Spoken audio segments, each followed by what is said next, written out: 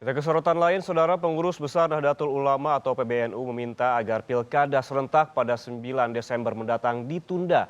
PBNU menilai pilkada sebaiknya dilaksanakan setelah tahap darurat kesehatan terlewati.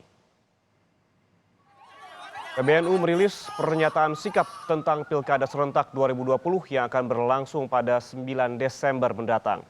PBNU menyatakan pesta demokrasi identik dengan mobilisasi massa sehingga akan sulit mencegah kerumunan massa meski sudah menerapkan protokol kesehatan. Karena itu PBNU meminta kepada KPU, pemerintah dan juga DPR untuk menunda pilkada.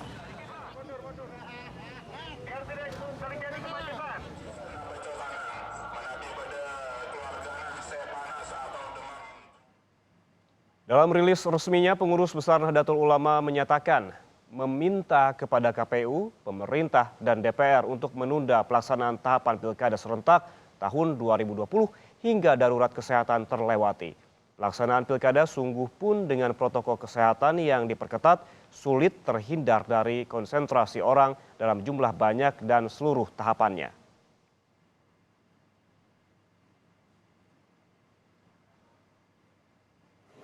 Sebelumnya, mantan Wakil Presiden yang juga Ketua Umum Palang Merah Indonesia Yusuf Kala meminta KPU membuat aturan lebih ketat untuk pilkada serentak di tengah pandemi corona.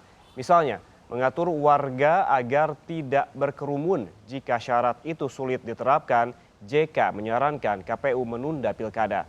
JK berbicara soal penerapan protokol kesehatan ketat saat proses pilkada, utamanya menjaga jarak dan tidak menciptakan kerumunan. Ia menilai jika sulit diterapkan, pilkada bisa menjadi klaster baru penyebaran virus corona. KPU memiliki syarat-syarat berkumpul apa. Kalau terjadi pelanggaran syarat-syarat dan memang sulit, katakanlah kampanye hanya 50, tapi terjadi 200. Kalau ada kecenderungan itu, juga nanti ia lebih dipertimbangkan kembali waktunya. Atau banyak wali kota, bupati yang sebenarnya dia diganti nanti pada tahun depan. Jadi sebenarnya tidak apa-apa dari segi pemerintahan, bisa ditutup dengan pejabat.